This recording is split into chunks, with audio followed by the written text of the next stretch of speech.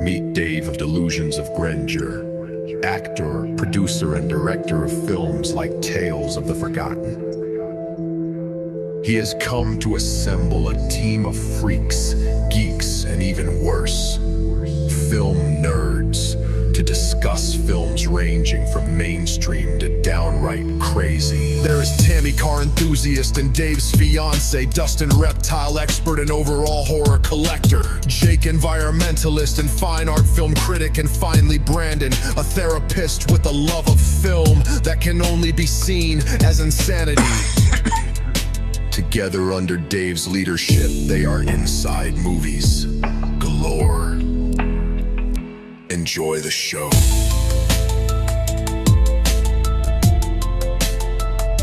Enjoy the show.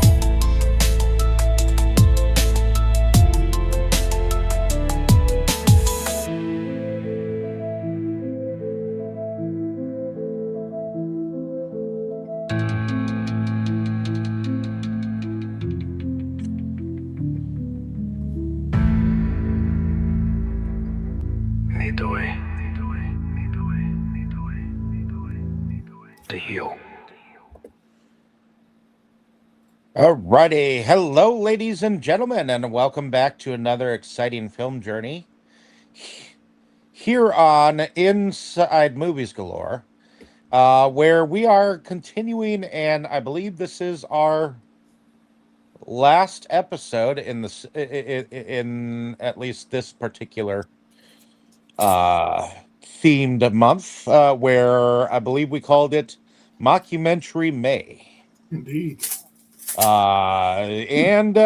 It is a selection from our good friend Kabuki Jake. So why don't you tell us exactly what kind of wind this is? Yes, it's a it will happen.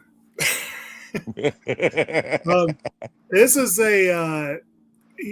to finish off Mockumentary May.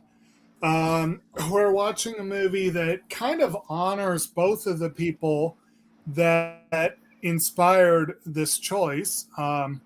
It's the 2003 Christopher Guest film A Mighty Wind, which is the third in a kind of loose, you could almost call them a trilogy of mockumentaries made by Mr. Guest, but it's he has directed a few films. Several of them are typical narrative, scripted films, but a few of them were lightly scripted mockumentaries. And the Christopher Guest, of course, we saw a couple of weeks ago as Nigel Tufnell in Spinal Tap 2, reprising that role. And we were going to do, or I chose this month, as we've stated before. Late last year, we lost one of the pioneers of the genre, Rob Reiner, far too suddenly. And Catherine O'Hara, who starred in several Christopher Guest movies, also passed away very shortly thereafter. And so A Mighty Wind is meant to tribute both of them, partly because O'Hara stars as Mickey, one half of the folk duo Mitch and Mickey. And we see a sort of reunion of Spinal Tap, with Harry Shearer, Michael McKean, and Christopher Guest once again teaming up, but this time as a folk trio called the Folksmen. IMDb's description is misleading, but partially accurate. Mockumentary captures the reunion of 1960s folk trio The Folksmen as they prepare for a show at the town hall to memorialize a recently deceased concert promoter.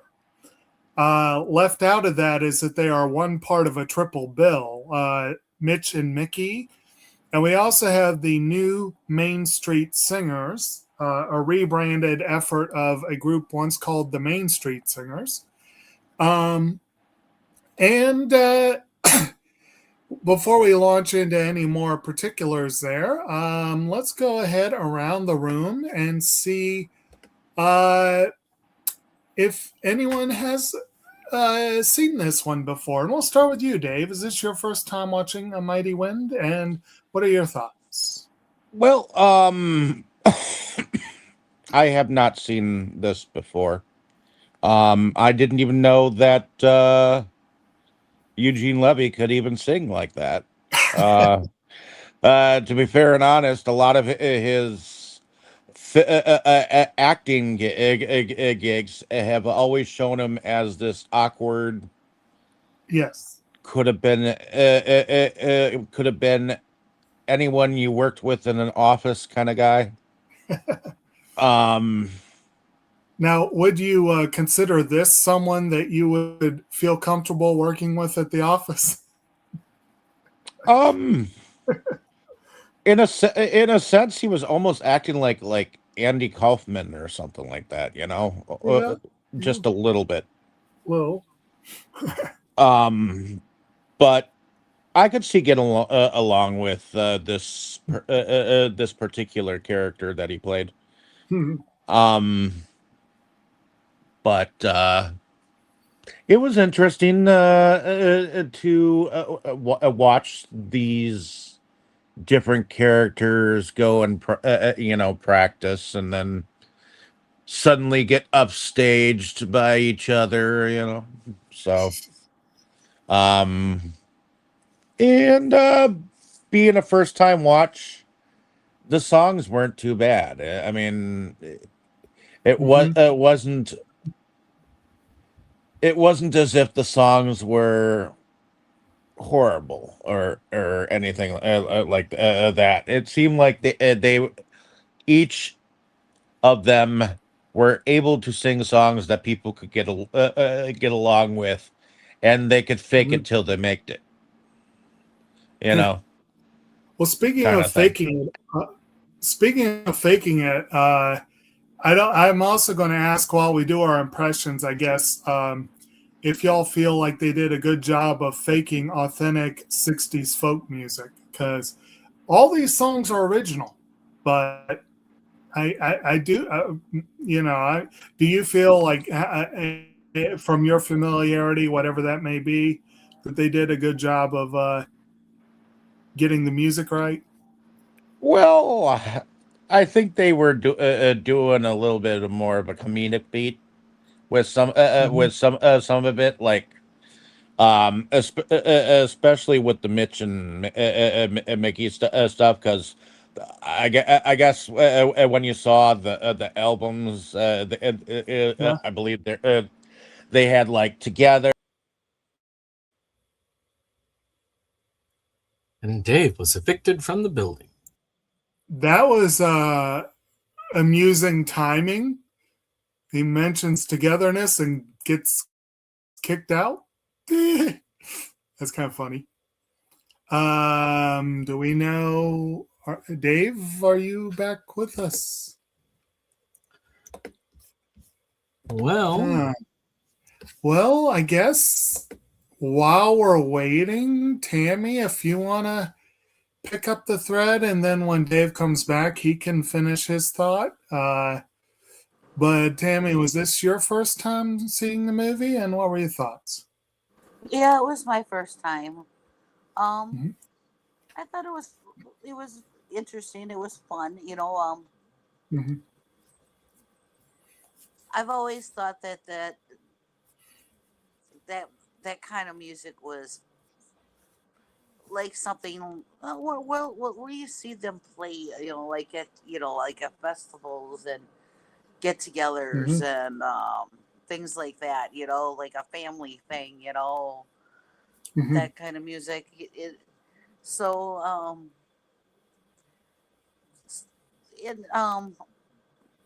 I mean, it's not like my totally forte of music that I'd run out and go get or whatever, but I don't mind it. I've always thought I don't know. In a way, it kind of reminds me like stuff you sing it around a campfire or at a campground, and you got a bunch of people together or things like that. Mhm. Just fun. Somebody picks up a guitar and just fun stuff type of thing. Right. And It's and like old school jamming. Sorry about yeah, that. and it's All right. so I um it was interesting to see it put this put in like a mockumentary like this, but Hmm. yeah, I found it enjoyable, fun, and I thought the music did seem authentic, it just Hmm. it's totally seemed like something you'd hear or like I said, I mean I can't see going to like a huge arena and going to go see it as a concert of the night. Yeah, I wouldn't see this as an arena concert. Yeah, but but other than that's not what type of music it is. So, Right. but yeah, it was cute. It was fun. Okay. All right. So, Dave, did you have any additional thoughts before you got interrupted? Yeah, sorry about that. That all of a Sorry. sudden, I think I touched the screen and it was like, oh, I'm gone. But in any case, what was the last thing that I said? Do you remember? Uh, Not precisely, Okay. Well, but I maybe I'll think you just were giving I think you were giving your basic thoughts on the music. I think. okay. They're talking about something about being together, and then you were gone. Yeah, Yep. you said And something about together, and then you were gone. Oh, you were talking about the album covers. That's what it was. Yeah, okay. So the album covers. It's I believe they were separate words, like one after the other. Hmm. Like I'll give for example, like on fire or uh swinging or basic words that went after one after the other, Yeah. which I think this was more of a world building of like comedic reaction Mhm. as far as the covers go. And I think that they tried to give a little bit of a historical folk history with all of these different bands in between and everything. So Oh, absolutely. Hmm. um just to give you kind of like a world building experience that these guys were at one point in time a thing. Yeah. So they did have that. And see, I didn't realize that you basically had the Spinal Tap crew there. So Yeah. No, that's why I put up that picture on the message feed. I was like, Spinal Tap looks different, don't they? I mean, I know Spinal Tap. They had that the one there the song "Listen to the Flower People" kind of gives you that vibe. But like, isn't it interesting watching them play folk music? well, and the song that Mitch and Mickey seem to sing, it kind of Yeah. reminds me of like the typical songs that like "I Never Promised You" and "Rose Garden" type Yeah. songs. Right. So um and I would say that say that there were a lot of bands that got some of their like um inspiration from like Mhm. folk music. So Yeah. and I know that you yourself you like folk music. Oh, very Uh, much so. And I'll have things to say on that. but I enjoy this movie for what it is. I mean, I didn't, like I said, I didn't realize Eugene Levy had a singing voice. So, I mean, you always expect him to have a low monotone, like, and the kind that would be awkward all the time, you know. Mm-hmm. But surprisingly, he actually, and especially when he was practicing with Catherine O'Hara, when he actually moved his voice around, you could tell that it was his actual voice. Yeah. That was singing the song. So whether he was taught to sing this way with this song, Mm-hmm. or whether he actually did it on his own. Mm-hmm. If he did it on his own, then bravo. I mean, that was a pretty good song, you know. Mm-hmm. Yep. Other than that, who's next? Well, Brandon? and I'll say he's not the only one. Catherine O'Hara is not usually thought of as a singer. You know, Parker Posey, John Michael Higgins. Jane Lynch was on Glee, but I don't think she did a lot of singing on the show. She did a few, but She did a few. actually, yeah, we both watched that entire series together. Well, not the whole thing, but a lot of it. Yeah. So, like, you know, you do have people here who are not professional singers. And honestly, the one that impressed me more was how many of them were playing instruments and doing it fairly well. I mean, that's, I wonder how many of them had that skill beforehand. But it's one of the cool things, though, about Christopher Guest is he has this troupe of actors who work together. And I have a feeling they probably rehearsed the crap out of this before they started rolling cameras. So they pretty good. Apparently, Eugene Levy and Catherine O'Hara were technically spoofing a musically and romantic duo by the name of Ian and Sylvia. It wouldn't surprise me. I was thinking there were several templates they could have been modeled on. It could have been, you know, Sonny and Cher, Captain and Tennille. There's a bunch of, you know, but the one you mentioned I'm not familiar with, but it wouldn't surprise me. Neither am I. But evidently their dynamic was also they also heavily parodied the famous Bob Dylan and Joan Baez. Oh, that would make perfect sense because that was during Dylan's folk phase. Of course, the folksmen are clearly modeled on the Kingston Trio. I think that's pretty clear. And the Main Street Singers could be modeled on any number of groups. I'm not sure offhand who. There's probably any number of people they could have. I don't know, Brandon, if you have any thoughts on that, but No. But yeah. But anyway, well, we're up to you, Brandon. Is this your first time seeing this, and what are your thoughts? Obviously, it's my first time seeing any mockumentary. I haven't Well, seen I know you have one particular clip you've used many a time in your videos. Actually, I can't. It's kind of weird how with the free version of this, I can bastardize some of the stuff, but I can't really, like, I don't have the access that I used to. It's kind of weird like that. Yes. But everyone can just imagine Fred Willard going, "Hey, what happened?" Oh, like I say. There you go. Maybe. No, wait. Too short. Can't do it. Oh, well. Any case, this is not my first time. I believe that you showed me this the first time I watched it. Probably. Because we watched 4 of the guest films.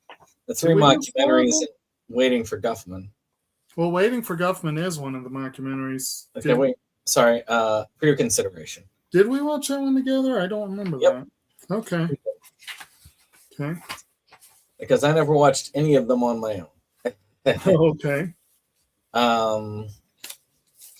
They're all interesting films. I just upgraded all of them to Blu-ray, which is good. Mm-hmm. I am not as big a folk fan as Jake. Matter of fact, the only band that I could say that I've listened to extensively would be Simon Garfunkel. I mean, other than that, I know of a few things. Peter, Paul, and Mary, and Kingston Trio. I've heard a couple of things, and I think was it that one that Anna was really into. I can't remember. I don't remember. But I know I got into Marley's Ghost, and I know that's a little bit more folksy.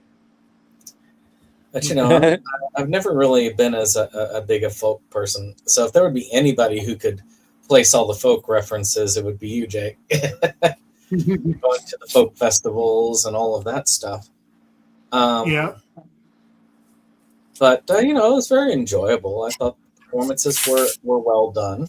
I enjoyed the various things. I think if I had been a little bit more informed about the process, I'd probably have gotten some more of the in jokes. Not all the jokes hold up, especially one at the end. Definitely doesn't hold up. Yeah.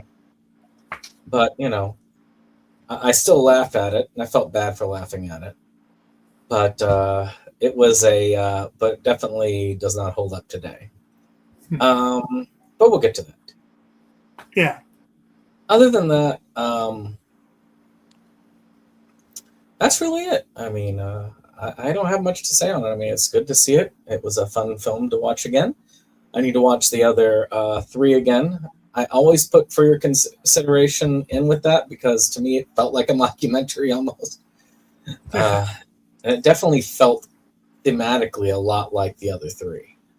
So, well, it was the one that came after this, and it had a lot of the same actors, like most of the same. So it definitely kind of felt like an extension, yeah. So yeah, and of course, and I will say one thing to correct for Dave: we're technically not done with the mockumentary May yet because Jake is going to be continuing the mockumentaries next week. Yeah, we're done with mockumentary May. But yes, there will be another mockumentary in the waiting. Yeah. But with that being said, yeah, that's all I got to say about that. And actually, Dave, I was going to continue the theme. I completely blanked on you picking What We Do in the Shadows. And I told Brandon, I'm like, that's going to be my October pick. And he's like, no, Dave already picked it. But, oh well. So, for me, yes, this was not my first time. Yes, I do think of the 3 mockumentaries together. I have to admit, I've probably only seen For Your Consideration once. I do need to give that one another consideration, you might say. Maybe twice, but it's been a long time. And again, after O'Hara passed, I put Best in Show on as a tribute. And I originally wanted to do that one. Best in Show for many years, I thought was my favorite American comedy. I thought it was the funniest American film ever made. And I know that's like a really lofty perch that people would love to poke holes in that assertion. I actually found out about these, I think, shortly before Best in Show came out in 2001. I think it was 2001.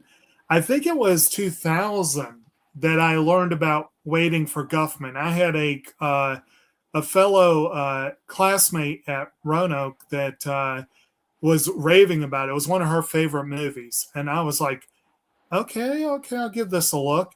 And I watched it and I'm like, holy crap, this is awesome. And then Best in Show came out and I had to see it. And this one, I know I saw this one in theaters. I definitely saw it well before the Oscars. I think I saw it in theaters. And it's notable that this was nominated for an Oscar. That song that Mitch and Mickey sing, Kiss at the End of the Rainbow, was actually written by Michael McKean and his wife, Annette O'Toole. And it was nominated for original song, and Levy and O'Hara sang it at the Oscars. And I remember that performance. I remember thinking that they did a really good job there. I I never thought this one was quite as funny as Best in Show or even Waiting for Guffman, but I feel like none of their films are particularly nasty or mean spirited. But of the three, this one has the biggest heart, I think. It really is. It's all about nostalgia. It's all about, I mean, they're holding a memorial for this guy who helped Of bring course. these. What's Of that? course, the guy that's hosting the whole thing. He's the guy that in Jurassic Park: Lost World was the one that Jeff Goldblum went and said, "Now you're John Hammond." Yeah, something. I don't know. But the guy that hosted it was the son of the late promoter, one of the sons, and he was played by Bob Balaban, who is a regular in these films. But basically, so you have this memorial to this guy who helped start and shepherd all these careers. And it is a reunion concert for most of them. I mean, the new Main Street Singers have been performing, like Dave said, at festivals and things like that, pretty continuously with one of the founding members. Apparently, one of the other founding members decided to open up a sex shop. And apparently, that was how Parker Posey's character became part of the group. No. That was how Jane Lynch became. Sorry. Jane Lynch's character was kind of proud of her. One of the amusing scenes, she's married to John Michael Higgins' character, and they're give a little bit of background, and he's kind of squirming while she's talking about her movie past, if you will. That was kind of fun. But so they've kind of been continually going on. The Folksmen, I don't know that it's clear if they've been performing, but they haven't been together for a long time. And Mitch and Mickey, they have not been together for a long time. Apparently, Mitch did not kind of sputtered out for a while there. So it's definitely a reunion concert in addition to being a memorial concert. And that was another reason why I picked this one over the other two, because I know we all like to start at the beginning, and in many ways, Waiting for Guffman is the beginning. But I felt like this one was more encompassing of what I was going for. I do hope we get to cover the other two in the not too distant future because they're both great. But Waiting for Guffman was the first one. It has a much smaller cast. It's not nearly as big as the other two are. But this one, like I said, I've always liked it. It definitely is, for me, a very enjoyable film. And I will quibble a bit with Dave, with you mentioning more than once how this was more of a exceptionally comedic. Like, again, I felt like the comedy was toned down here. I was more saying to the titles of the song albums. To a degree. But what I was going to say is a lot of folk music was like that. Like folk music was it was a huge net for one. But a lot of it is like really like powerful stuff, like speaking to the things that need to be spoken to, that sort of thing. You got people like Woody Guthrie and, Bob Dylan at certain parts of his career, at least. People like that, Joan Baez, people like that who tried to use their music to change the world in some ways. But then you also have a lot of folk singers who really were just jamming and putting entertaining music out there. And even the ones who were trying to change the world oftentimes would use clever lyrics, clever titles, something that sounds funny. You know what I mean? Like humor was always a big part of it. So I don't necessarily feel like this movie is all that odd in terms of the titles and the songs. And, there are a couple of moments like the big show-stopping number at the end, A Mighty Wind, does end with a pretty off-color lyric that is kind of hilarious. But other than that, anyway, and I do love the music overall. But so that's, I guess, the basic startup. So we'll get back to the movie is, again, directed by Christopher Guest. The credited writers are Christopher Guest and Eugene Levy. And this is basically I think Guffman and Best in Show were both the same way. Guest and Levy basically wrote out a treatment. They basically wrote out a outline. They basically would, and now I don't know all the particulars, but as far as I understand, they would basically decide on the scenes, who's in the scenes. Like I said, I think there was a lot of rehearsal for everyone to get into character and know who your characters are. A lot of these people have backgrounds in improv and, that kind of thing. SCTV, Second City, all those kind of things. A lot of these people have backgrounds in that, so they're used to kind of riffing and improving and all that. And I know Levy did, O'Hara, Fred Willard, a lot of them did. So basically they would just kind of roll camera and start the scene and see what happens, So it's not really a scripted documentary at all, which is one of the reasons why I personally feel like these do come across fairly authentic as quote unquote documentaries. You know what I mean? Like, and I don't know if y'all feel the same way, but I feel like they do a good job with that aspect of it,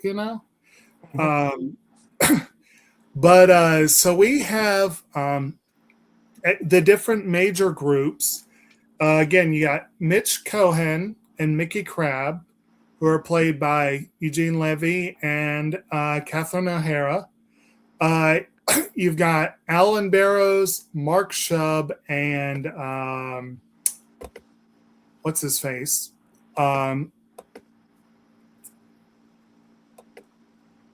Mark Shub, and these are weird order here. Well, the Folksmen. It's okay. So there we go. So Mark Shub is Harry Shearer, Jerry Poulter is Michael McKeon, Alan Barrows is Christopher Guest. That's the Folksmen. Then you have the new Main Street Singers, where Laurie and Terry Boner are played by Jane Lynch and John Michael Higgins. Sissy Knox is played by Parker Posey. Sean Halloran is played by Christopher Moynihan. You got a couple other folks in there, and then the main guy from... I thought I recognized Parker Posey. Yep. And George Menschel is the guy who's been with them from the start. He's played by Paul Dooley. The main guy that's putting it all together, as we said before, the guy that died, that they're doing the tribute to, his name was Irving Bloom, and his son Jonathan is putting on the show, and he's played by Bob Balaban. Very, very, very awkward, very controlling and micromanaging to the point where, let's just say, I would not have wanted to have to work with this guy. No. He loves the music and he loves his dad, but He He's didn't got have two much shows. respect for the music entirely. No, well, he did. He did. It was, I was going to say, later on, we see His his brother. two siblings. Yeah. His brother is played by Don Lake, who's also a regular in these productions, Elliot. And he just straight up says he hates folk music. He can't stand it. He does come to the concert, and he did have some fun reminiscing with the folksmen. So, you know, it's clear that he is okay with certain parts of it, but he is almost like he's traumatized by growing up with folk music. And then Naomi, their sister, is played by Deborah Thieker. Mickey's husband is Jim Pittock. He's Leonard Crabb is his character. And Jim Pittock and Fred Willard are the best thing in Best in Show. They are the dog show announcers, hosts, and they're almost as good, if not better, than the pairing of I think it was Gary Cole and Jason Bateman in Dodgeball. It's the same basic sort of thing. It's great. So Although with his massive trains set that he showed Mitch, he kind of was coming off as like a Gomez-like character. From Leonard is odd. Let's put it that way. He's you get the feeling that he lucked out with a former star as his wife, you know. We also have the manager of the new Main Street Singers, Mike LaFontaine, played by Fred Willard. Again, that what happened has been like that if I got nothing else from this movie, Yeah. but his whole character intro is just gold. He's talking about this show he used to star on, which was called What Happened, and you know, and then he talks about all the catchphrases, and he's like, and also I think I was the first one to use the phrase "I don't think so." It's like, and it only lasted a year, but that's great because that's how you start a cult. I'm like, I love it. The guy was it national?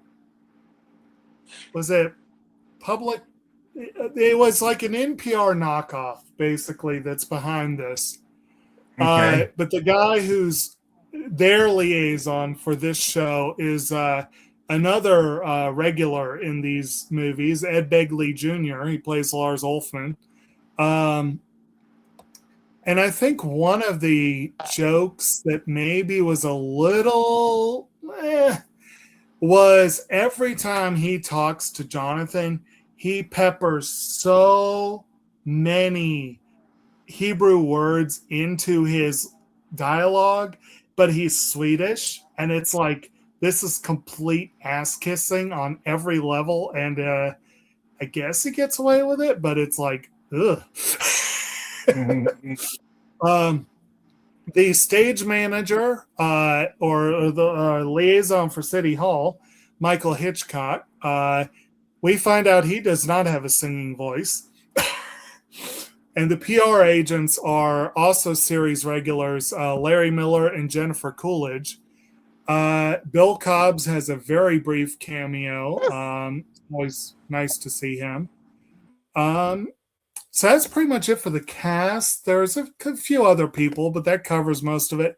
Like I said, most of them are regulars with Chris Guest's movies, but not all of them are. But essentially, the movie starts with a newscaster talking about Irving's passing. We go to Jonathan talking about his father and talking about his desire to do the show. And then we just kind of launch into everyone going about, like him going around trying to find people, initial interviews. I'm really not sure this is one we could do like a blow by blow of the, or that we really want to. But I guess I just want to go ahead and ask if anyone has anything they want to throw out, like early on, as far as like the start of the movie, the early scenes, like anything that you saw that really stood out to you that you want to make sure that we hit, or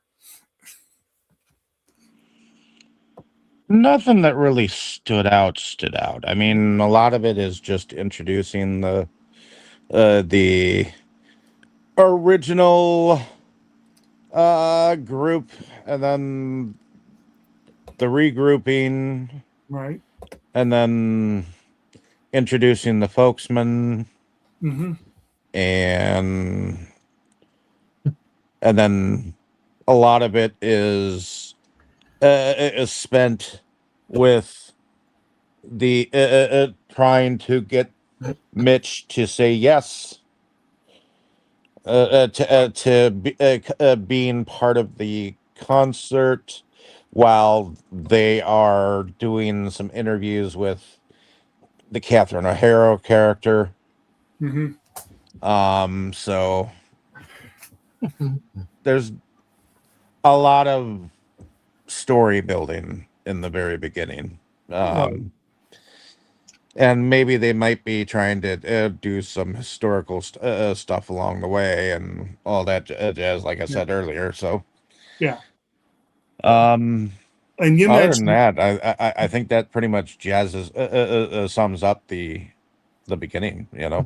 Well, and you already mentioned the album covers where they talk about. I think it's the Folksmen that like every one of their titles was like just one word that that's like a verb. Yeah. And that was their each one of their covers.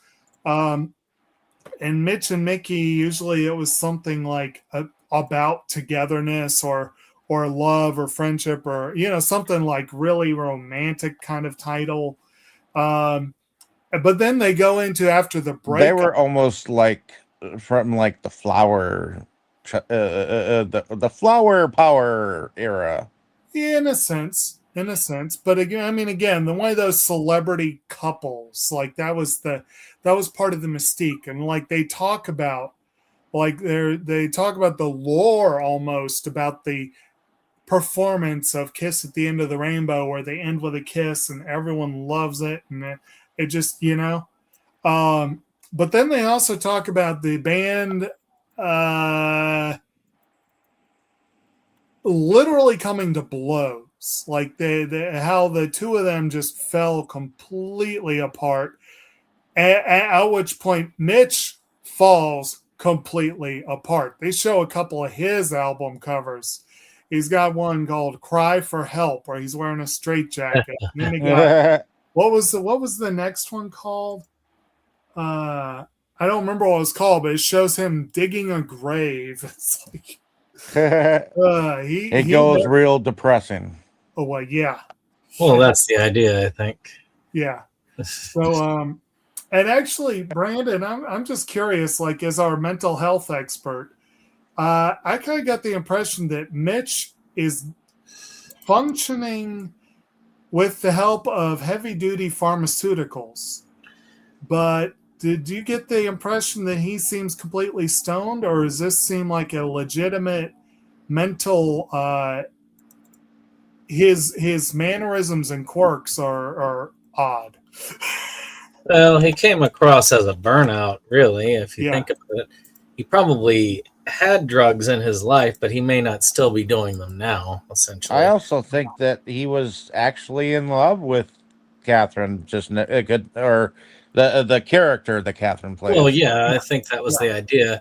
And, of course, he was too much of a ladies' man himself, as you find out throughout the movie, which led to the split. But, I mean, and also one of the things I wanted to add from the beginning is it's kind of cool to see Jane. It was kind of cool, especially now. I mean, I've seen her in stuff more now, but back then, the only thing I remember Jane Lynch from was Glee. Yeah. So it was kind of cool to see Jane Lynch in a different setup. Yeah. And not as a villain character. No. She which plays a spook, which is perfectly on brand for her. But yeah. I mean, yeah, that was it was very different, and it was kind of cool to see that. Yeah. So we also we get a little bit of background on one interesting thing about the Folksman versus Spinal Tap is that in this version it really looks like Harry Shearer's character is almost the band leader. It's like it's kind of like they talk about him and like Mark and Alan, Harry Shearer and Christopher Guest were old friends from back in the day, and then they picked up a guitarist, and it was like they said their vocals were like he is the bass and Guest was the tenor, and they needed someone in the middle. And in very many ways, Michael McKean is playing the Harry Shearer role in this band. I just thought that was kind of an interesting inversion, because especially with some of the comments that Shearer had in Spinal Tap, like, in the first one, he's like, well, he's fire and he's ice, and I'm in the middle, kind of like lukewarm water. Or in the second one with the glue analogy, So I just thought that was kind of interesting. I don't know if y'all thought that was kind of fun that they had the group together, but they changed up the dynamic, That was and actually Christopher Guest is kind of quiet in this movie. Like he sings and he plays, but it's one of his smaller roles in his movies. He's not front and center. It's again almost more Harry Shearer in that group. But that and then the Main Street Singers, we get a lot of their background, but some of the others, like with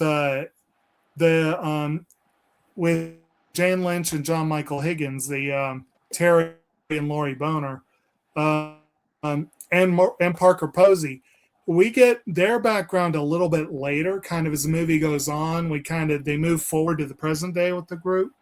And then, you get kind of some odd stuff as you would expect, but it's like they talk about John Michael Higgins, about Terry, how he was kind of abused musically, which I laugh, but I've actually experienced what I consider to be sonic abuse when I was a child. So I think where he's coming from, but apparently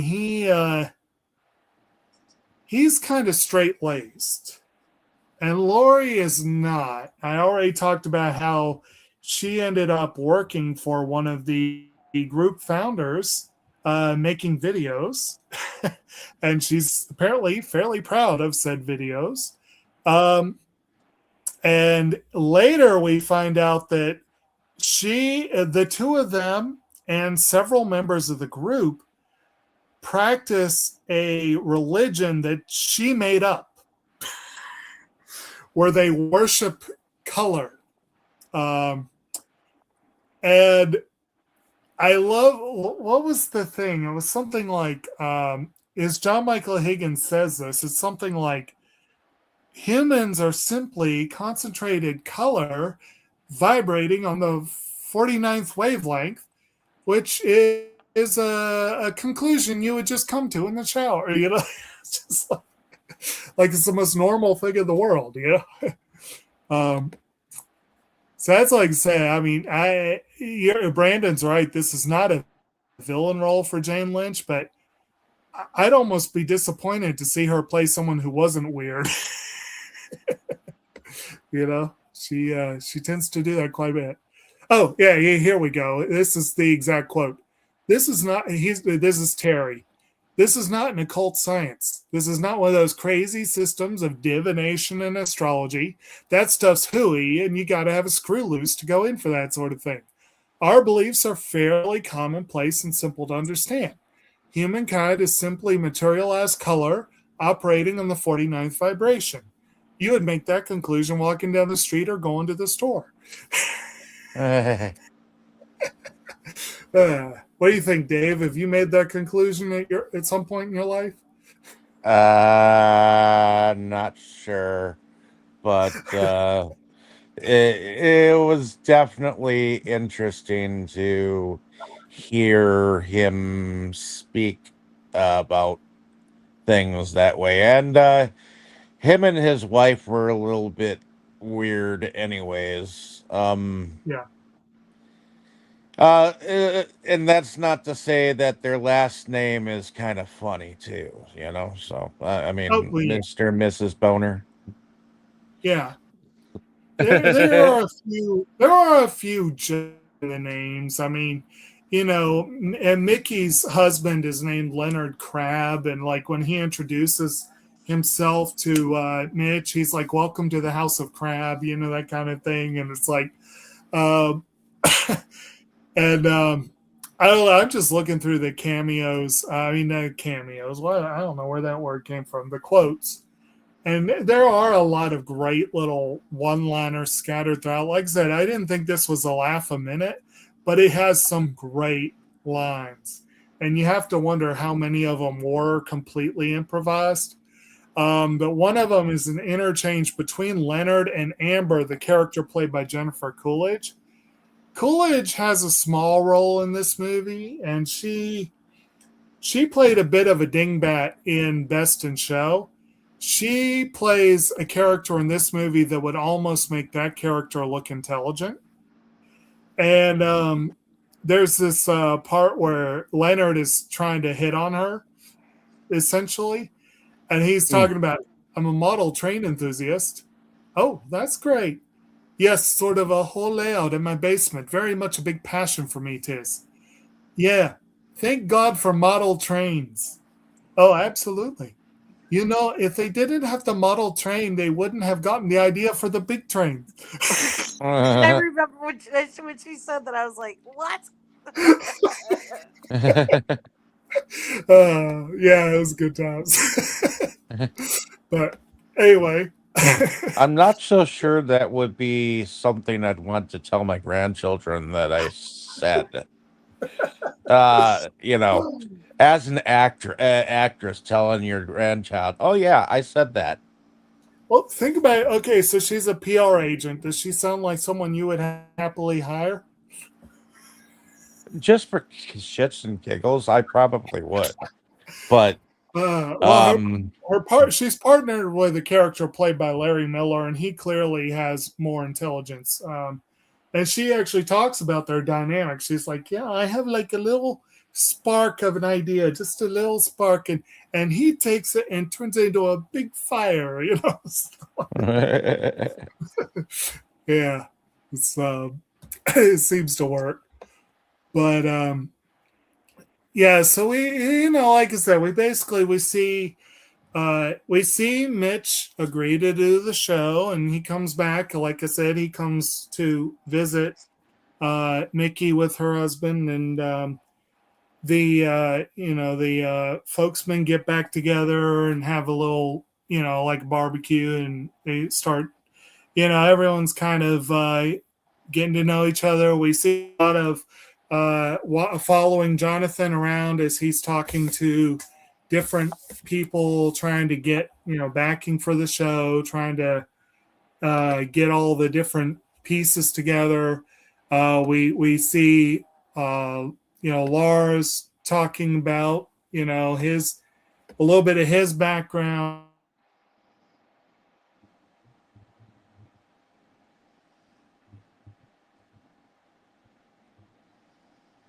Introducing the town hall and trying to sing Ave Maria, and I'm reminded of the tagline. I still say one of the best movie taglines ever was the one Waiting for Guffman had, which was, "There's a reason some talent remains undiscovered." But we find out that Michael Hitchcock feels like they're kind of selling out, letting folk musicians play on a classical stage, but he's willing to do it, to kind of, broaden the, I guess, the audience or whatever. So we see, a lot of rehearsal going on. We get to hear some pretty good music in the rehearsal phase of it, including the folksmen sing "Wanderin'," which of course they don't get to perform later for reasons, but their version's pretty darn good. It's kind of a shame they didn't get to perform it, but well, I will say this for the Ave Maria bit. It's, as somebody who's actually sung that before, I mean, the dude was singing it in parts, but on his own. Yeah. Which you're not, it doesn't go along. Not only was it a strain for him, I think that he obviously was somebody who was used to singing it in a group, so that the weakness in his voice was kind of carried by the other people.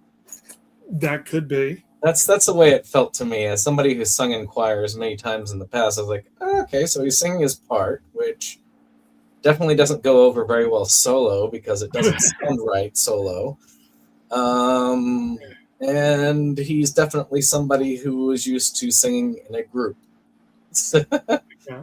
Where they can cover for him. I just thought it was interesting. I guess that's one piece that I could pick up from singing in the past. Right. There's some truth to that, I think. And they probably didn't do like our choir director did and force us to walk around with books balanced on our heads while we were singing it either.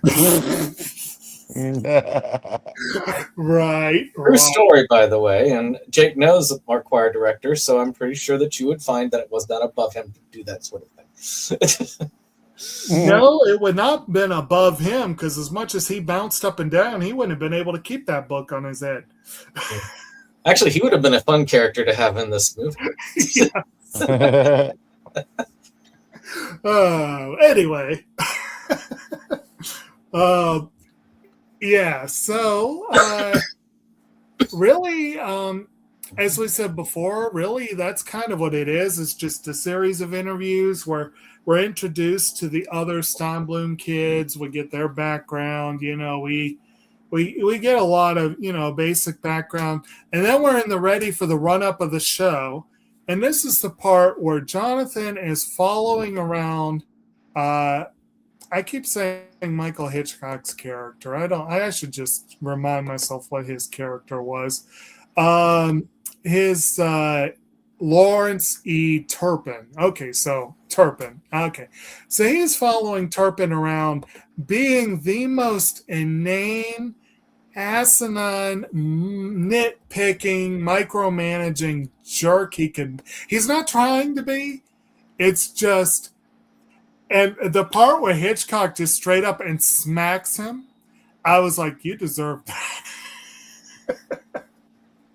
But he's like freaking out that the flower arrangement has branches in it. So someone leaned in to smell the flowers, they might poke their eyes out.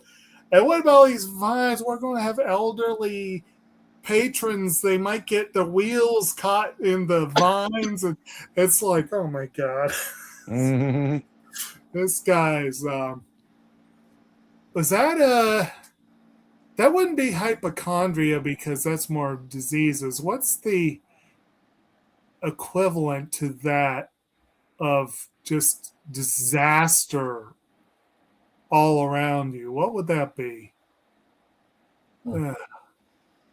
He seems to believe there are disasters everywhere. And then they go on the stage and they're looking at this really intricate set design that looks pretty good. There's nothing painted on the back. How do you have a real street lamp with something that, I think that was when the guy smacked him. Yeah. Like I said, he deserved that one. And meanwhile, we see Lars up in the technical booth talking with the guy about, I produced a show and people wanted a lot of close-ups. Are we going to have a lot of Oh yeah, you'll have plenty of close-ups. And then he starts talking about like this cameras that you would need a crane for and all that stuff. And he's like, it would look really great, wouldn't it? And the guy's just like, yeah, it would. Just tell him, oh yeah, it would look good. Like, just basically, you can tell he's just going, "Will this guy just shut up and leave me alone?" But yeah. And then, of course, we get to the night of the show, and we well, there was also the I did mention the part where Leonard was talking to the PR agent. That was at a big soiree they had, I think, the night before, where they were just kind of, getting everyone kind of a wine and dine, get ready for the show, all that stuff. And then we have the night of the show, and things start off smoothly enough, more or less. We start with the new Main Street Singers, and shit starts hitting the fan right away when they start playing Wandering. And that pisses off the folksmen who were ready to do that song. And it's like, really? Could these groups not have conferred about their set list beforehand? That might have been a good idea. But no, they end up doing a perfectly serviceable adaptation. But obviously the folksmen are not happy. That was their plan. And then they do another song that, kind of a fun song with character voices and all that kind of stuff. Let's see here. What was the see if I can find the song title there. The oh yeah, one of the big hits apparently for the old group was Good Book song. That's one we hear a few times. But Potatoes in the Paddy Wagon, which was also written by Michael McKean and Annette O'Toole, apparently. And then, of course, the folksmen do come out, and they start singing.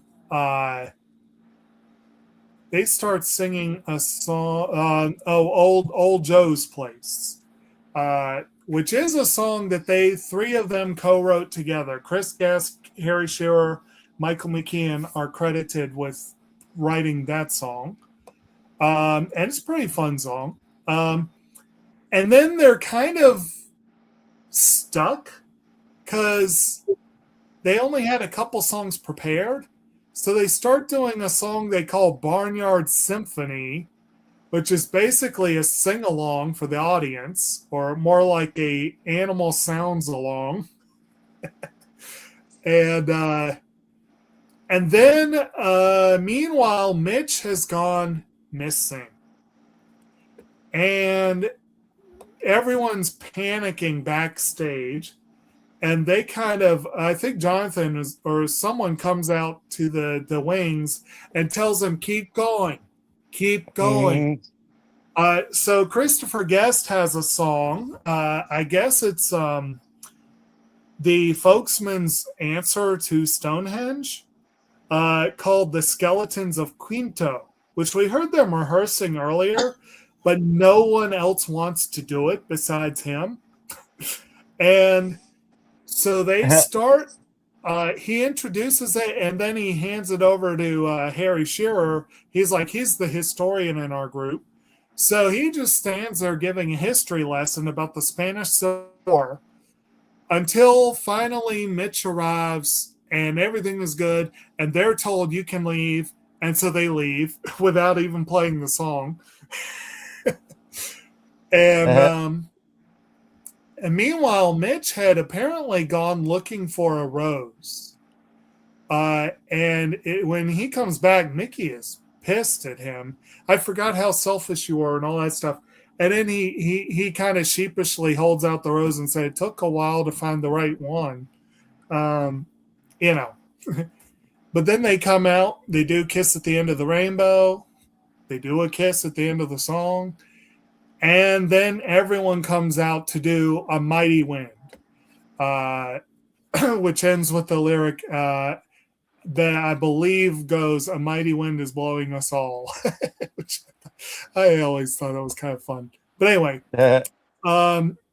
so anyone want to talk about any particular aspect of the concert that really jumped out at them? That it was kind of cool to see the Mickey and the other one, Mitch.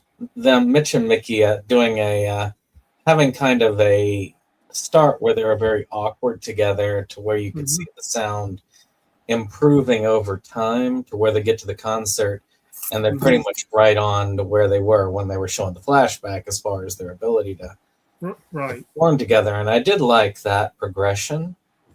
And even like the last time you see them perform together with that the kiss thing, they have this awkward silence between before they move on to the end of the song. So it was interesting, of course, in how they do it at the end, where they come back and they're both doing their own thing, and then Mitch is like, "Yeah, I think it was probably a mistake that she did the kiss." Like both of them thinking that one must have read more to it than the other. Right. Neither one of them seemed to read into it at all. Right. So yeah, I thought that was fun.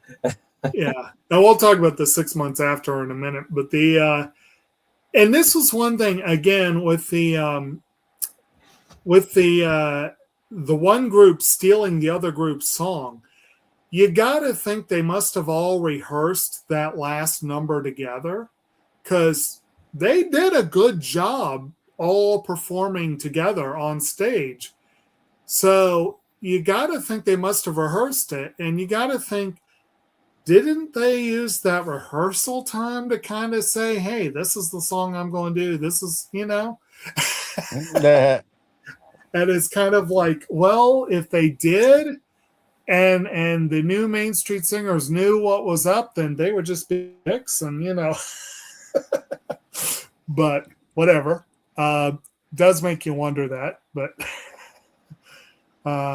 any other thoughts on the show itself? Well, I think anytime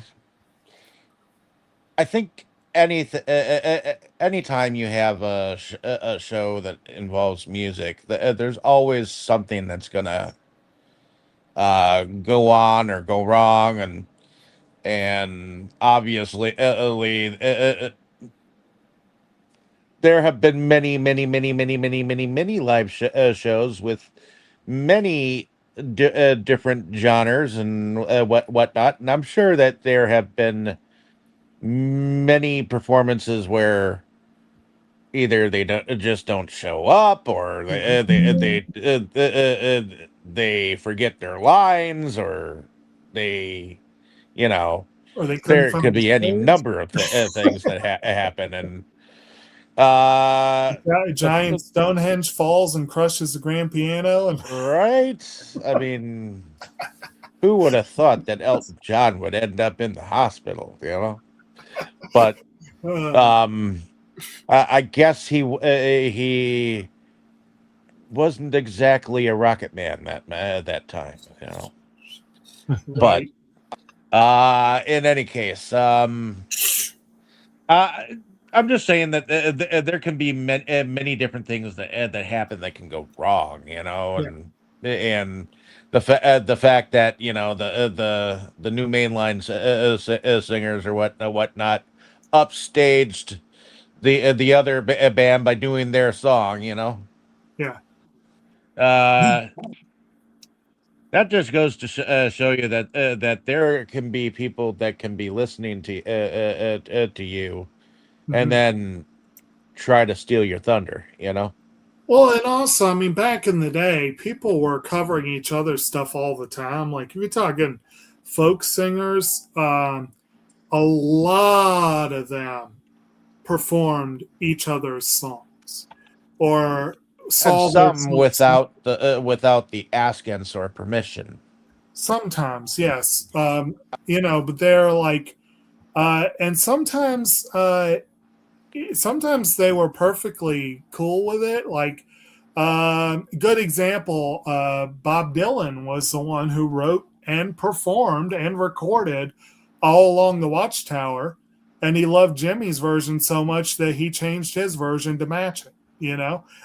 Okay, Prince wrote the song "Kiss," and he originally wrote it for a funk band. What's But then that? Kiss. Prince wrote the Right. song "Kiss" Right. for a funk band originally, Right. and then he liked the song so much that he took it back from them. Yeah. So Well, I And, also and I know even that though, Led Zeppelin actually liked. They got a lot of influence from folk music.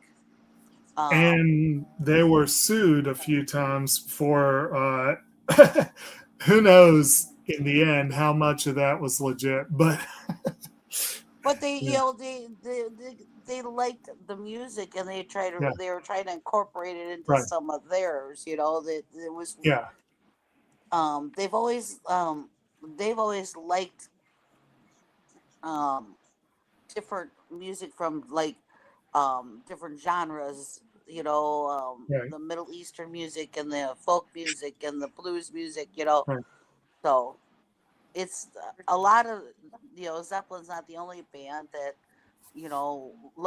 like that, is what I was saying. I just know that Zeppelin did, right, so folk music has been um you know influential in yeah, other bands, the actual right, music. right. I'm meaning more like specifically an example of people just doing other people's songs. Like it there were times where people, now of course I think part of that might have also had to do with back then. I don't know. I'm not sure I know all the basics of the business of music well enough to say for sure the era where the artists had the fewest rights. But I want to say that the 60s were a time where if your label wanted to shop your song around, you didn't really have much choice. I'm pretty sure that's true, but I could be wrong.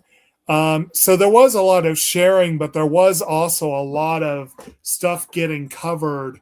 Um, and some of the people that, I mean, Dave, you mentioned Prince. Prince was almost infamous for fighting the labels to get total control of his music.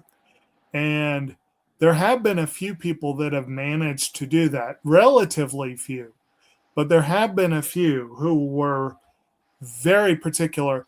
And Prince famously never acquiesced to let Weird Al take his stuff. But on the other hand, he loved Sinead O'Connor's version of Nothing Compares to You. Like he gave that his blessing. So, you never know.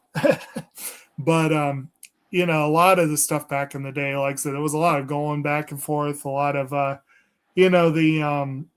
Mr. Tambourine Man, big hit for the Byrds. But that was a Bob Dylan song, you know. Uh, big hit for him too. But it kind of fun how that can go sometimes. I grew up on Linda Ronstadt. She did a lot of covers. She covered Desperado. She covered the That'll Be the Day. A bunch of really, really well, good. and I can't tell you how many times I saw, uh, you know, music CDs that Linda Ronstadt arranged for Hmm. people to sing Hmm. songs in like choirs and solo ensembles and shit like that. Right. That may have been a Well, I good. know Uh, Ballroom Blitz was one that was done by at least three different groups. I have three different mhm, versions of that. right.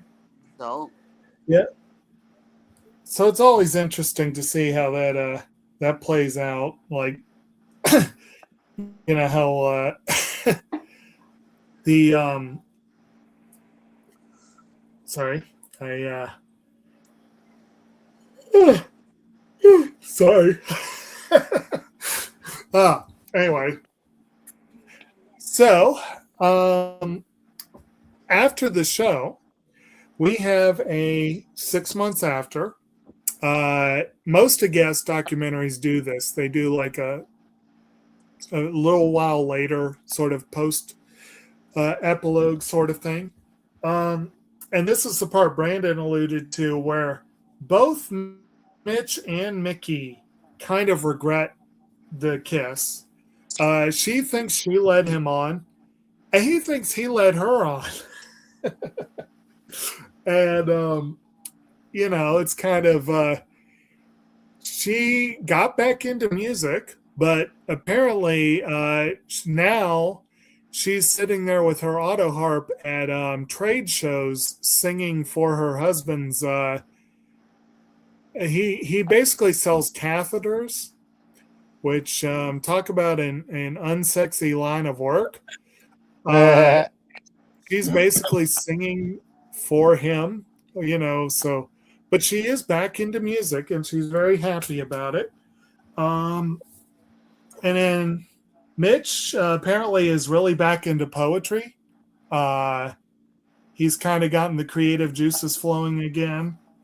The Folksmen are once again performing together. We see them performing at a casino. And this is the part I'm sure that Brandon alluded to before. We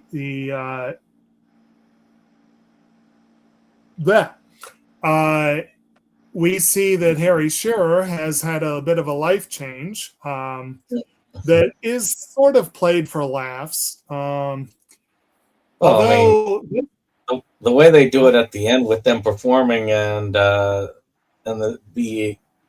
Eat at Joe's with the really bass, it is played for laughs, and it's not unusual for that time period, but in this time period, having it played for laughs would be considered really, really bad taste. I think also it probably was a direct allusion to a song from the era, I think from that era. And I want to say it's a Ray Stevens song. I wonder if you guys remember this one, but there's the song. Yeah, it's a Ray Stevens song called Mama Sang Bass. Yeah. And I wonder if that was directly a reference to that song. It might have been. Ray Stevens would have been right at home with this sort of music, that's for sure. And some of his stuff hasn't aged super well, although some of it has aged beautifully. So I still think Mississippi Squirrel Revival is one of the funniest songs ever written. But anyway, and then we see the new Main Street Singers. Their manager apparently was suddenly inundated with calls to get them back into the limelight. And apparently they somehow settled on what has to be one of the stupidest concepts for a TV show, which is saying something. It's not as stupid as his everyone is a baby idea, which was kind of creepy. Well, they finally listened to his idea. Yeah. But so basically they're apparently in a show. What did they call it? They called it Supreme Folk, right? Yeah. Where basically he's like, I always thought there were 12 Supreme Court justices, but apparently there's only 9. I guess they have budget cutbacks. It's judges by day and singers by night. Yes. Exactly. They all live together. It's like, could you imagine the current Supreme Court all under one roof? Oh, God, no. Oh, no. We would definitely have fewer than 9 very quickly. Oh, man. But yeah, it's an interesting but profoundly stupid concept for a show. But whatever. It gives them something to do. I guess. Right. But anyway, that pretty much brings it up to the end. Yeah, that pretty much brings up to the end. So, does anyone else have anything on plot or specific moments or whatever before we go into production? No, I don't think so. I mean, a lot of it, a lot of it isn't a beat by beat, beat per se, thing. You know, where it has moments here and there that you know, spark remembering. But other than that, I mean, I think we can pretty much say that the production was pretty darn strong. As far as anything, you know, Yeah. I thought that the history of this particular folk music genre was built rather well. To show that these bands were a possibility of having the reach and reign that they had encumbered. I think that was well documented. And made each of them a little bit believable, even though some of them were like some of the songs that the folksmen were singing were humorous in the way that sometimes they sung it. And I think the mainstream band, the new mainstream band, was perpendicular to a lot of like the big singing groups that would sing together, almost like a modern day Von Trapp family. Almost. Yeah. Well, there were a lot of family groups, or like quote unquote family groups back in the day, and they probably were at least partly modeled on that. Oh yeah. I'm trying to think of what it was. Well, you got the Partridge Family. You've got, of course, they were more of a family band, right? But gosh, there's one that's on the tip of my tongue that I know that was very much like that one. I just cannot think of the name. Well, there were the Carter family, the Cox family, you know, Carpenters, maybe. Carpenters, yeah, the Carpenter, yeah. There's a few. They were a little bigger. Apparently, they were not as big at the beginning, but they did end up with a lineup of 9, and it was partly because the main guy, he said that they ended up sharing a bill with another group. There was like there were, I think, 5 in their group, and they shared a bill with another, and they ended up with I think they called it, what they call it, a nuftet. Nuftet. And he said that was the sound I was looking for, and you know, so they that's what they ended up with. So and yeah, I agree. I think overall the production's pretty solid. I think they did a good job with the makeup and the costuming and the the various implements. You know, all the scenery and such seemed pretty legit. I feel when I'm watching these movies like I could be watching a documentary. I mean, I think they do a good job of looking like a professional documentary. You know, so. Any other thoughts on production before we go into music? I thought the production was good. I mean, it did look very authentic. You know, songs sounded great. You know, music. So yeah, we heard Dave's thoughts on the album titles, but do y'all think they did a good job with the mock-ups of the different albums and everything? Yeah. Yep. Yeah. Yeah, I think they looked pretty Authentic. What's that? I said authentic. I have to say the Main Street Singers Sunny Side Up album was a little creepy. But Or again, are we talking about their Halloween appearances when they were talking about the whole cult cult thing? no. Well, there is that later, but yes, they like I said, they did have a cult, which is not the same kind of cult that Mike LaFontaine was talking about earlier, but but a different sort of cult. But anyway, I just think that, and I have to admit that hits a little close to home for me. So I was kind of, people kind of making up their own religion. I know people, but anyway, so as far as the music goes, we've talked. Obviously, it's kind of hard to do a movie like this and not talk about the music. What music?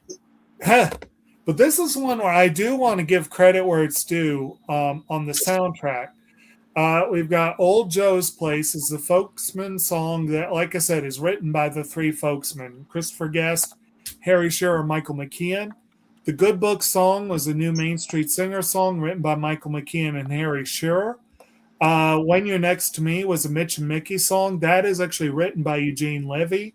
A Kiss at the End of the Rainbow was their big hit. And that was Michael McKean and Annette O'Toole. One More Time was another one that the two of them did. And that was co-written by Catherine O'Hara and Eugene Levy. Just That Kind of Day I was a new Main Street Singer song that was written by Christopher Guest and Michael McKean.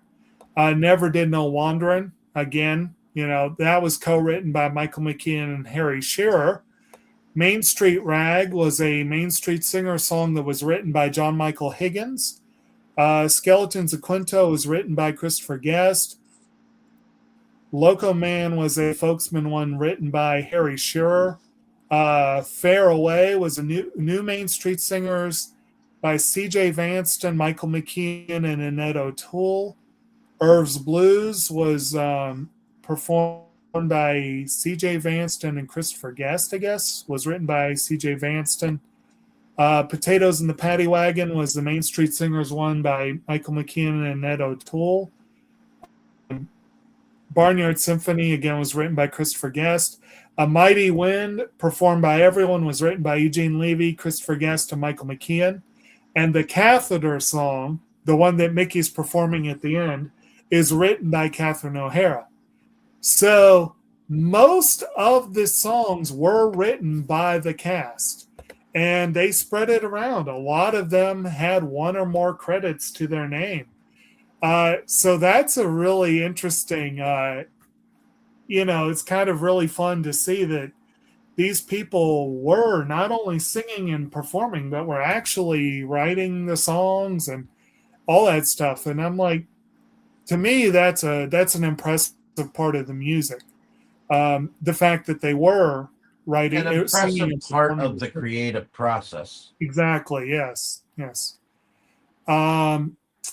And like I said before, I feel like I have some familiarity with old school folk music. I'm not an expert on it, but I have some familiarity, and I feel like this does, to me, come across as quite authentic. Like, they're not mocking the music. It's more of an homage. It's almost a love letter to this kind of music.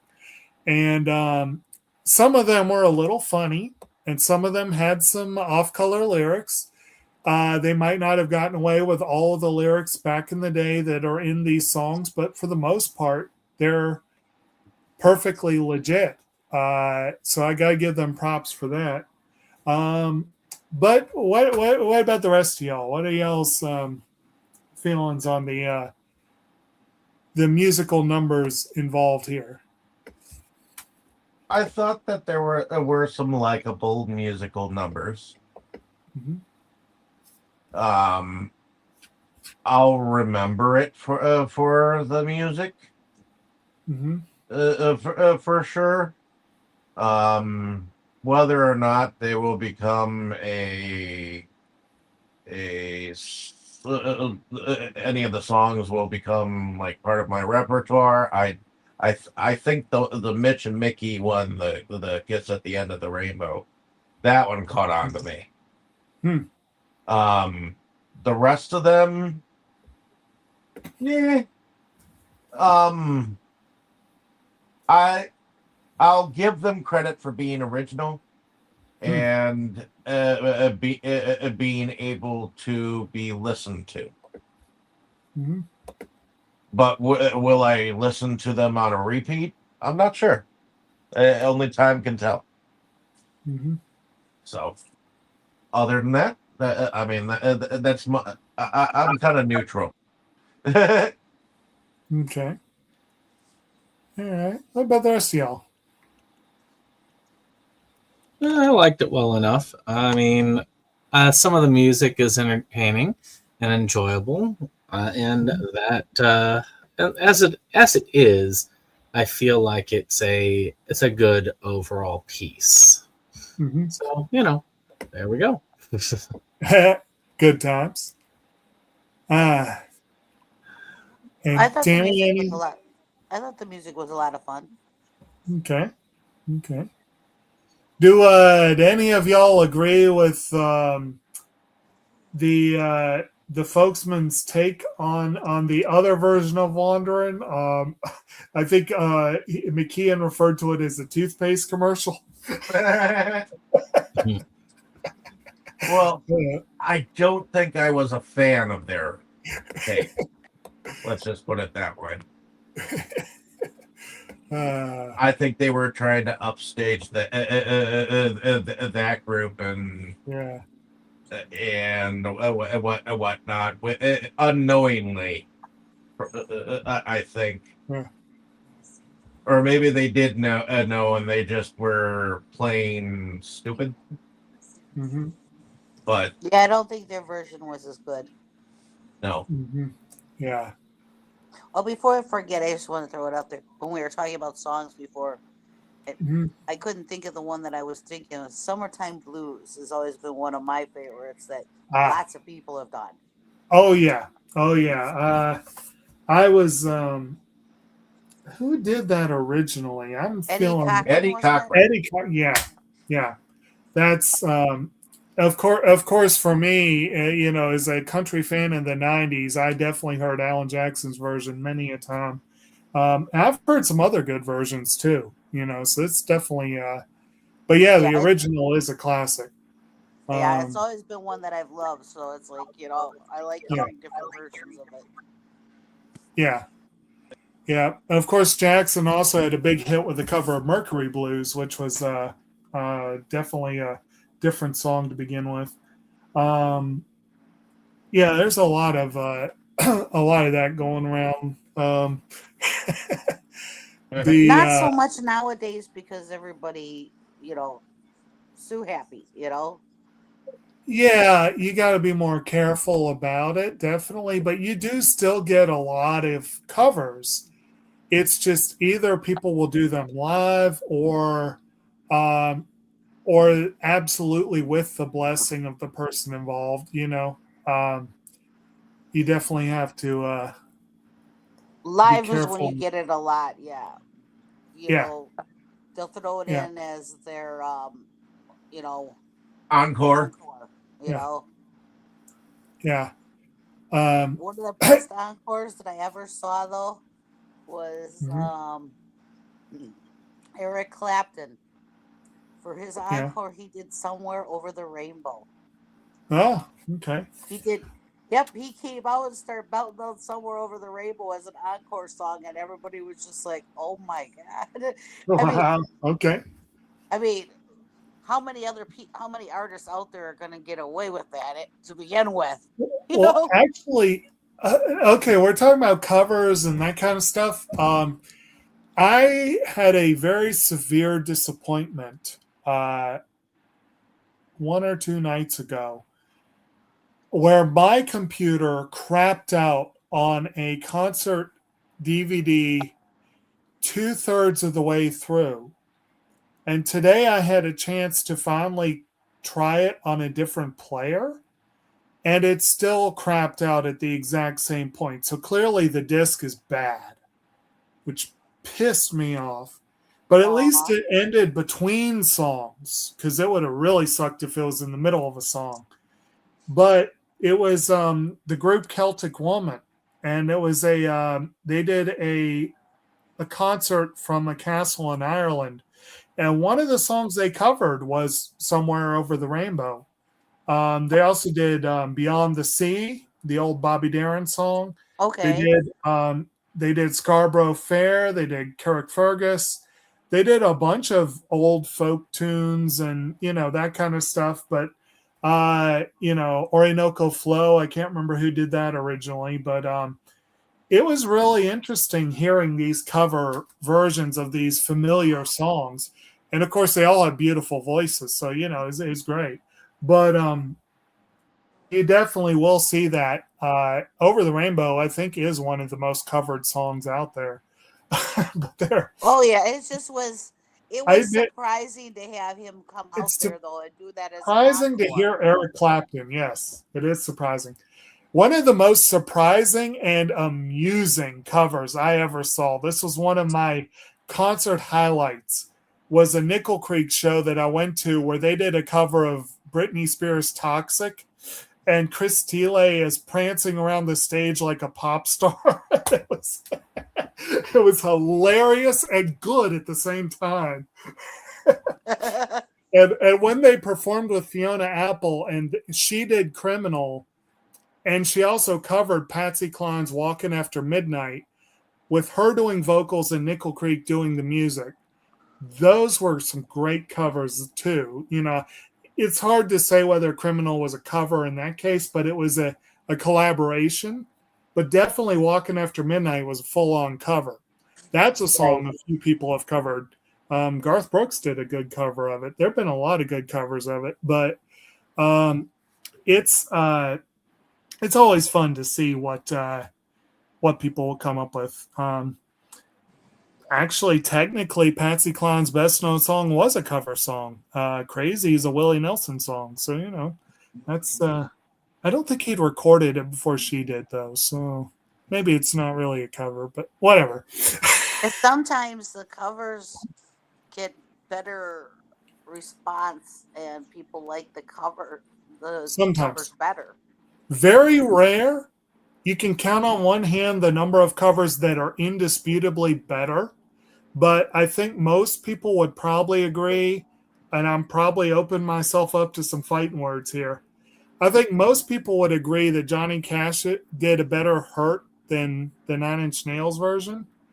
I think most people would agree that Aretha Franklin knocked "Respect" out of the park and left Otis Redding's in the wake behind it. Yeah.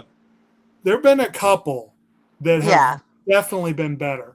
There are very, very few. There are a lot that come close. There are a lot where the cover is great and perfectly respectable. I mean, again, I said earlier, Dylan himself thought that Jimi Hendrix did a better job on "All Along the Watchtower." They're both great, but didn't Nickelback do a version of "Land of Confusion"? What's that? Tammy? Not that I know of. Oh, okay. Yeah. So anyway, I'm trying to. I know that was it Def Leppard? Def Leppard does one. They do Sweet's song "Action," and they do a version of it that I it was Disturbed. Disturbed did a version of "Land of Confusion." Yeah, wasn't Disturbed the one that did the cover of "Sound of Silence"? "Sound of Silence," yes. That was not better than the original, but it was good. It's hard to get better than the original for that one. So I'm looking at the quotes here again, and Jonathan, before the concert starts, he goes out in front of the audience. Before we begin tonight's performance, I would like to make a brief announcement. I'd like to warn you that some of the floral arrangements at tonight's performance have dangerously low-hanging vines and may be poisonous. So please, whatever you do, don't eat them and don't become entangled in them or trip, please. Oh yeah, when he was telling the guy all about that floral arrangement. Well, this one could poke people's eyes out, and if you're like in a Right. wheelchair, this one could do this. Right. And then that poor PR guy finally goes, "Well, why don't we just go grab some?" What was Yeah. it? I forgot what he's carnations to throw him in a beer stein. And he's like, Nah. I don't think He's that'll like, work. I don't think that would work. Yes. Yeah, so there's like I said, there's a lot of good little one-liners and little quotes here and there. But at any rate, I guess we're probably good to go ahead and just talk about our favorites. And you know what? What the hell? Since this has been a conversation that's been ongoing, we'll go ahead and say, who's your favorite character in the movie? Who's your, if you want to pick a group, I guess that could work too. If you want to say, actually, yeah, let's do that. Let's say, who's your favorite group of the performers in this movie? And then if there is a specific character that stands out, go ahead and do that as well. Favorite scene, moment, line, whatever. And let's just say, what is one cover song that you've heard that you just think maybe it's better than the original, maybe it's not, but it kicks ass and you think more people should hear it? And we'll start with you, Tammy. Okay, I did like the Mitch and Mickey Okay. together. I thought they were cute together, and I really did like their ending performance together. Mhm.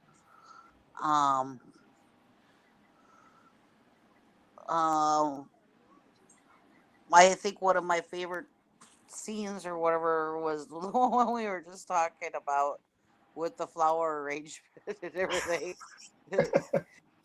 The other one was the train. Yeah. I think it wasn't it Mitch that was like, well, I would have done it in autumn, and I would have put leaves, and I would Yes. have put this, and then and he's just like saying all these different things, Where And Leonard was and showing him. he called it Krabby Town, not Krabby Village. Well, it was Crabtown was the name of it, and he kept calling it Crabville or other variations thereof. It was really annoying. Yeah. Yeah, talking about how it would be so pretty in the autumn. Yes. As a favorite cover song, geez, there are a bunch of them that I really like, but David, that song that I like from Dirty Dancing. Oh.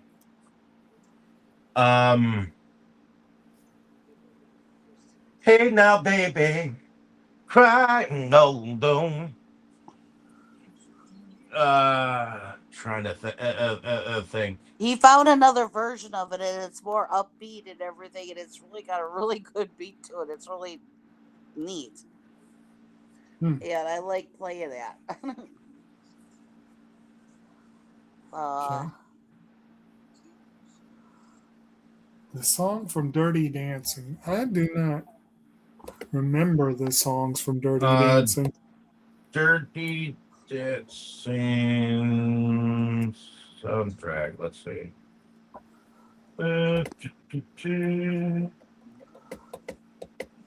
That would probably be.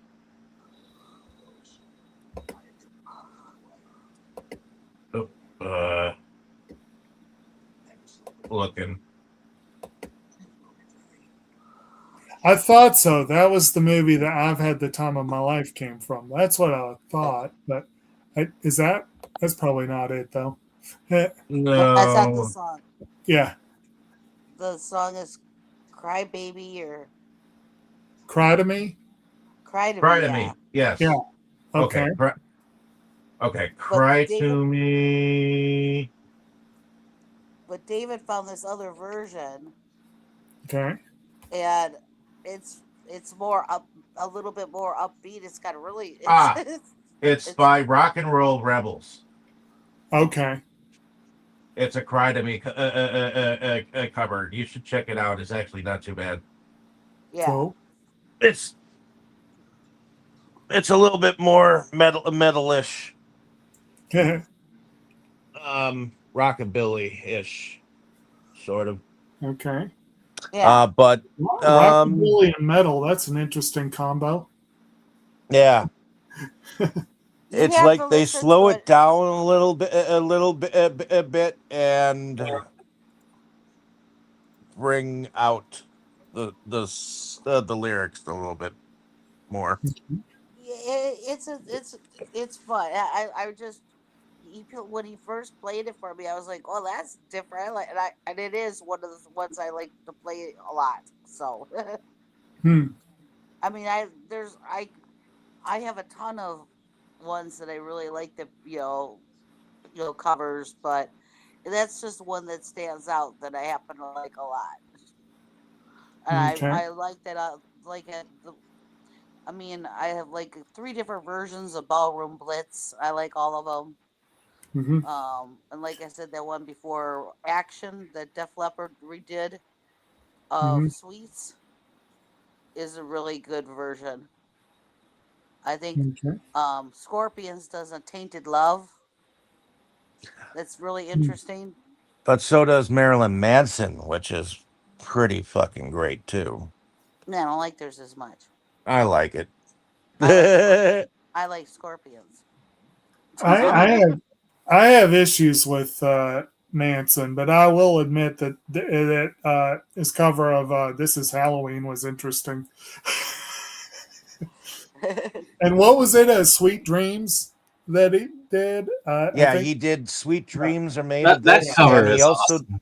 Yeah. he also did a version of "I Put a Spell on You," which is Yeah. actually pretty darn great too. Okay. But Well, Tammy, are you finished? Should Dave Yep. continue on with? Okay, so Dave, why don't you continue on your? okay, I like Mitch and Mickey Okay. the best. I thought the new main singers or whatever. I thought that Mrs. Boner looked too much like Mrs. Brady from the Brady Bunch. That might have been intentional. But I mean, I enjoyed the folks as singers, but not as much as I enjoyed the romanticism between Mitch and Mickey. Mm-hmm. They brought about the romantic side, Right.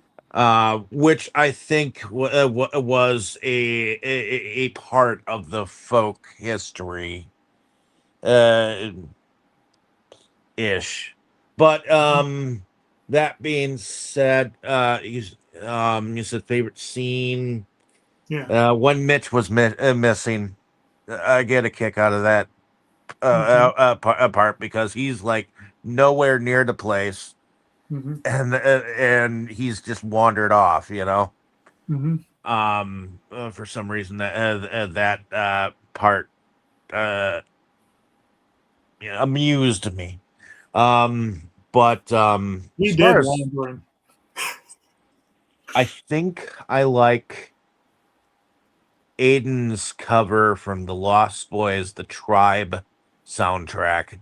Okay. They redid a McMahon song from the original The Lost Boys song. I like their cover of the blind boys will rise behind those eyes. I enjoy the Aiden's metal version of that. I believe it was Gerard McMahon who did the original song to that, which I don't remember the name of right offhand. Like Cry Little Sister, or yeah, Cry Little Sister. That was it. And I somewhat get a kick out of Twisted Sister's Christmas song. I think Tammy knows what I'm speaking of. oh yeah, Not. We Wish You a Merry Christmas. I think it was. I think so. I think he does We Wish You a Merry Christmas, and yeah, I think it was that one too, and it's just like really Talk about your cover songs. Those are some of the most covered songs out there, or some of your Christmas songs. Oh yes. Yeah, well, if you want a metal song with Twisted Sister, it's just funny as all hell. Pretty sure. Yeah. Yeah, we were watching a thing or whatever, and so we saw him actually do it. Yeah. So. Man, that just put me in mind.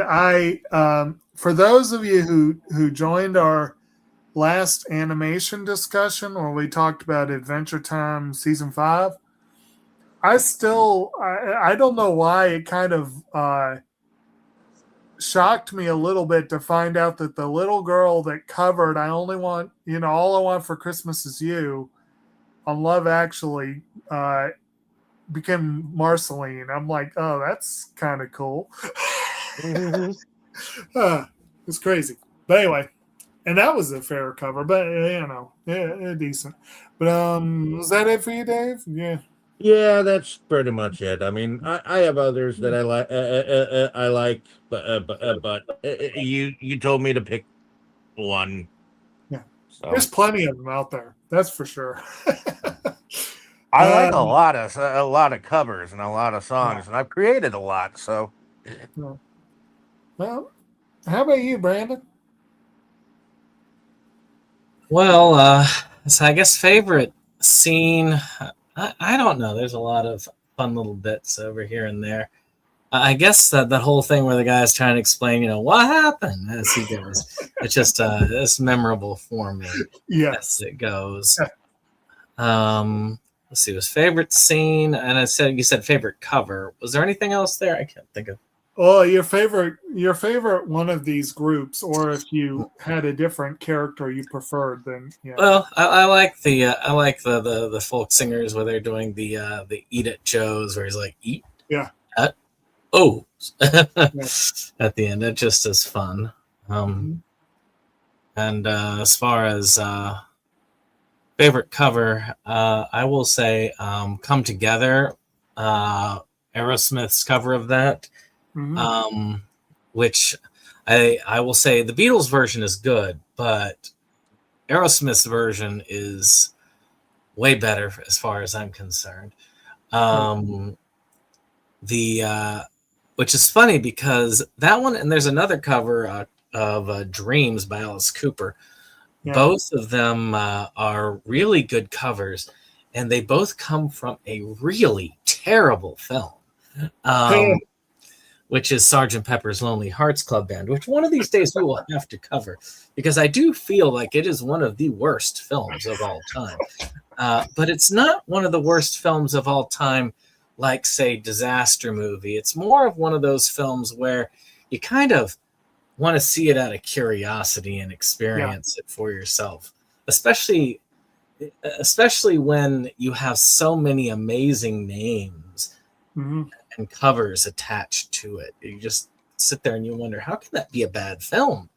But they managed to make it one. Just the same. Right. So, but it did have several good covers come out of it.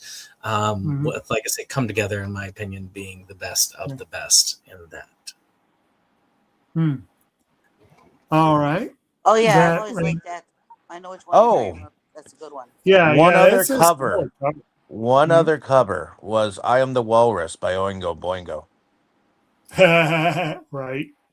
I actually kind of liked Bono's cover of it for Across the Universe. I thought that was kind of fun. Actually, there were some solid covers in the movie. And, you know, I'm just going to mention because Brandon brings up Aerosmith, and earlier he brought up Glee. I think one of my favorite covers on that show was when Matthew Morrison and Neil Patrick Harris did Dream On. That was pretty solid. But at any point, any rate, I do like the romanticism aspect of Mitch and Mickey. It's a very sweet story in a lot of ways.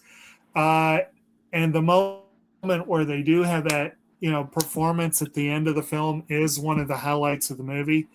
But I think as terms of like what I listen to, the Folksmen easily are my favorite of the three in terms of the kind of music they're doing. And I would listen to them. If they had a full album, I would probably get it and listen to it because it's pretty good. And again, I mean, it's the same guys that did Spinal Tap. They have that rapport. They know each other. They work really well. And I think they also have that Soggy Bottom Boys feel to them, you know. Yeah. And more on that actually in a moment. So, and then the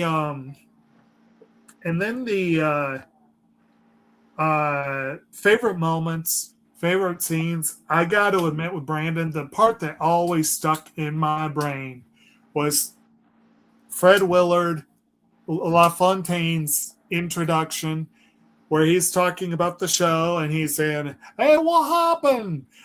But then the very end of it, where he's like, well, not the very end of it, but the very end of that little soundbite I put out where on our message thing, where I was like, where he's like, first of all, and also I think I was the first one to use the phrase, "I don't think so," and then he's like, "This show only lasted a year, but that's good because that's what you need to establish a cult."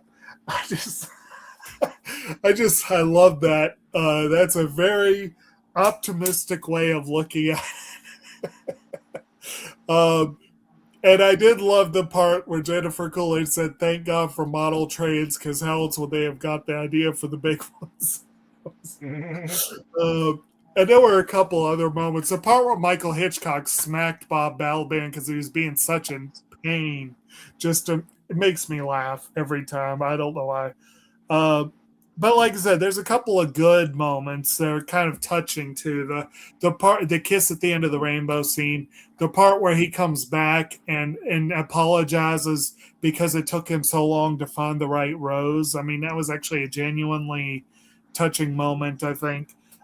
So the movie has some great moments to it. Again, this is a movie that has a lot of heart, a lot of it does have a lot of humor. And some of it is laugh out loud, but it's also just, you know, I like it. I think it's a good uplift movie generally. As far as covers, if you count someone taking a song they were involved with and completely reworking it and doing it with a different group, that could count as a cover, maybe. I would say Eric Clapton's acoustic reworking of Layla would be really high on my list. But that's sort of pushing it a little bit. It's like when I saw Fiona Apple with Nickel Creek. Was that really a cover? But it was a great reworking of the song. And I already mentioned a couple of the full-on covers that I say are indisputably the great. Respect is a phenomenal cover. Hurt is a phenomenal cover. The one I just want to give a shout out to is I'm a big fan of Dolly Parton's Jolene, and her version is probably my favorite. But Matracia Berg made that song her own, and her version is incredibly awesome as well. But Dave, you mentioned the Soggy Bottom Boys. I don't know if their recording exists for the original version of Man of Constant Sorrow. I have no idea. But the Soggy Bottom Boys version of Man of Constant Sorrow is one of my absolute favorite songs. And that is a cover. Again, I don't know if I can compare it to the original, but as a recording of a song that is a cover, it is one of the best. That song kicks ass. There are a couple versions from the movie, and they're both great. But I guess you could say the full version from the end of the film is the one that I usually go with. But actually, I think there's about 4 different versions of that song in the movie. A couple of them are instrumental, but they mixed it up a lot. And as far as movie soundtracks, Rachel Portman's reworking of the Django Reinhardt tune Minor Swing from the movie Chocolat is pretty kick-ass too. That is an absolutely phenomenal track. And the old Django Reinhardt version is phenomenal too, but the I don't know, something about the new version. I thought it was great. But anyway, I guess that'll do. Does anyone else have anything that they want to throw out before we wrap? I was wrong about the actor who played the host of the darn thing. I guess I didn't realize that Arliss Howard was the guy who played in Jurassic World, not this guy. Oh, you said Jurassic World. Yeah, I could have told you that. I don't know why I thought you were talking about one of the others. I thought that he might have actually played in it, but he didn't. When I saw his face, he looked exactly like the guy that Jeff Goldblum was like. Now you're John Hammond, but he is not. He has had some movies with Jeff Goldblum. Both Bob Balaban and Jeff Goldblum are favorite actors of Wes Anderson, and I think they've done a few movies together for him. Okay. So there's actually a lot of, there's a weird similarity in a way between the early Christopher Guest work and the work of, Wes Anderson. Yeah. I could see that. Yeah. Yep. Did anyone else have anything else to add? Not that I can think of. Okay. Well, then I guess we're going around the room. Mm-hmm. Pretty much. So, alrighty. Well, hopefully you ladies and gentlemen have enjoyed our discussion. Mm-hmm. Like, share, and subscribe. Let us know down in the comments whether you saw the film. If you didn't, go out and see it. And then come back. Let us know what you thought of the film, what you thought of our discussion, and I'm sure we'll answer you back with some kind of commentary. Right. So, on that note, did everyone want to say good night? Should we go ahead and give the lineup for next month? Is it time for that? Yeah, sure. It is that time. Yep. Let me see here. What do we got? Oh, cat. We've got a cat in my way. you want to get in my way when I'm trying to do the last bit of next month stuff. So next month is a celebratory month because it celebrates 2 birthdays. Ah. Celebrates Dave's and then mine, as we in that order, actually. Mm-hmm. So at the end of the month, which will be, I guess, closest to my birthday, that I will be bringing up the Atomic Cafe.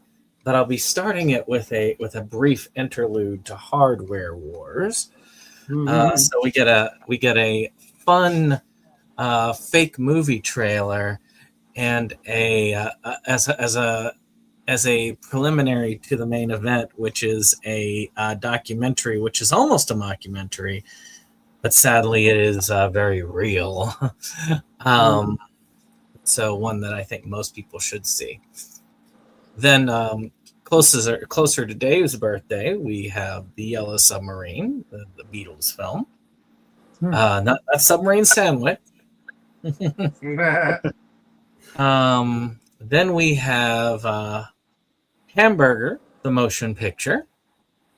I originally was going to do a hamburger hot dog theme, but I decided later that I don't really care as much for Hot Dog the movie, but I do like Hamburger the motion picture. It is a hilarious picture. And then, of course, Dave's first one, which will be Hundreds of Beavers. But of course, June has 5 Mondays instead of 4. So last year, Tammy actually was the person who actually randomly got the chance to pick one. So this year I was like, well, you know what? It's probably better to give it. It's probably fair to give Jake the opportunity since Tammy did last year. So Jake will be having us extend the mockumentary month by 1 week as we cover Woody Allen's Zelig. Yeah. I'll be able to finally watch my copy. Same here. I could see some inspiration behind that. Right. All right. Alrighty. Everyone say goodnight. I didn't even think about this. I went from one end of the alphabet to the other. From because I file A Mighty Wind under A. Yeah. So A Mighty Wind to Zelig. That works. Yeah. Now my collection's in alphabetical order. I actually be able to find Zelig pretty easily. All right. Good times. All right. Nighty night, everyone. Good Good night. Good night. See you next week. Yep.